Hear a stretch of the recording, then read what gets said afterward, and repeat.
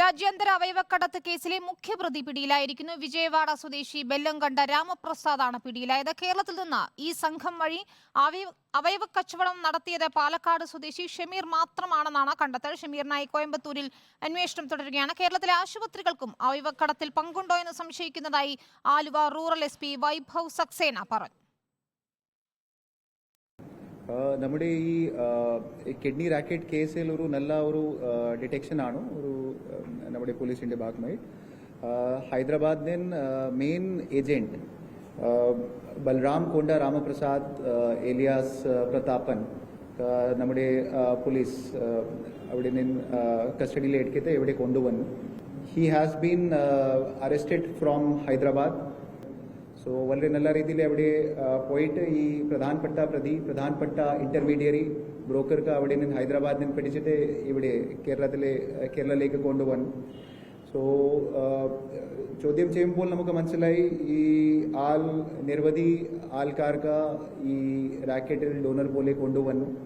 പിന്നെ നമ്മുടെ ഈ ഹൈദരാബാദ്, ബാംഗ്ലൂർ, കോയമ്പത്തൂർ അത്ര സ്ഥലങ്ങളിൽ ഇറാൻ ഔട്ട് ഓഫ് ഇന്ത്യ കൊണ്ടുപോകാൻ വേണ്ടി എല്ലാ സപ്പോർട്ട് കൊടുത്തിട്ടുണ്ടായിരുന്നു. പിന്നെ ഒരു വലിയ ക്യാച്ചാണ്. ഇയാൾ വിജയവാഡയുടെ നേറ്റീവാണ്, വിജയവാഡ സ്വദേശിയാണ്. അർജുൻ മട്ടന്നൂർ നൽകും വിവരങ്ങൾ. അർജുൻ, ഈ മുഖ്യ റാക്കറ്റിലെ മുഖ്യ കണ്ണിയാണ് ഇപ്പോൾ പിടിയിലായിരിക്കുന്നത്. ഇയാളിൽ നിന്ന് കൂടുതൽ വിവരങ്ങൾ കിട്ടുന്ന മുറയ്ക്ക് അന്വേഷണം ഏത് രീതിയിലായിരിക്കും? ഒപ്പം സ്വകാര്യ ആശുപത്രികളുടെ പങ്ക് സംബന്ധിച്ച് എന്താണ് പോലീസിന്റെ നിഗമനം?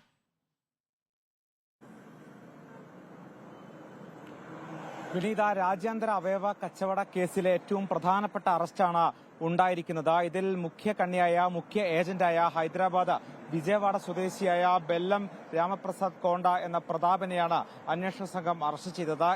ഹൈദരാബാദിലെ ഒരു ഹോട്ടൽ മുറിയിൽ നിന്നാണ് ഇയാളെ അറസ്റ്റ് ചെയ്തത്. ഈ സംഭവം കേരളത്തിൽ ഈ ആദ്യ അറസ്റ്റ് ഉണ്ടായതിന് പിന്നാലെ ഇയാൾ ഒളിവിൽ പോയിരുന്നു. പക്ഷേ അപ്പോഴും ഈ പ്രതിയെ ലൊക്കേറ്റ് ചെയ്ത് അന്വേഷണ സംഘം കണ്ടെത്തുകയായിരുന്നു. ഇതോടെ പ്രധാനപ്പെട്ട 3 പ്രതികൾ ഇതോടെ അറസ്റ്റിലായിരിക്കുന്നു. ഒന്നാം പ്രതി മധു ഇപ്പോഴും ഇറാനിൽ തുടരുകയാണ്. ഇയാൾ കൊച്ചി സ്വദേശിയാണ്.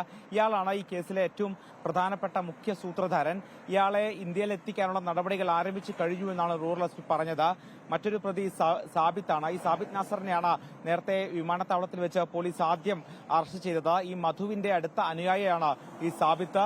മാത്രവുമല്ല, ഈ മധു വഴി ഇറാനിലേക്ക് ആളുകൾ എത്തിക്കുന്നതും ഈ ഡോണേഴ്സിനെ കണ്ടെത്തുന്നതും ഈ പ്രതാപൻ എന്ന രാമപ്രസാദ് കോണ്ട എന്ന് പറയുന്ന ഹൈദരാബാദ് സ്വദേശിയാണ്. ഇവർക്ക് വേണ്ട മറ്റ് പേപ്പർ വർക്കുകളും മറ്റും ചെയ്തു കൊടുക്കുന്ന ആളാണ് സതിത് ശ്യാം. ഇയാളും കൊച്ചി സ്വദേശിയാണ്. ഇയാളും നേരത്തെ അറസ്റ്റിലായിരുന്നു. 20-ലേറെ ആളുകളുടെ അവയവം ഇത്തരത്തിൽ കച്ചവടം നടത്തിയിട്ടുണ്ട് എന്നാണ് അന്വേഷണ സംഘത്തിന്റെ കണ്ടെത്തൽ. എന്നാൽ ഇതിൽ ഒരു മലയാളി മാത്രമാണ് ഉള്ളത് എന്നും അന്വേഷണ സംഘം പറയുന്നു.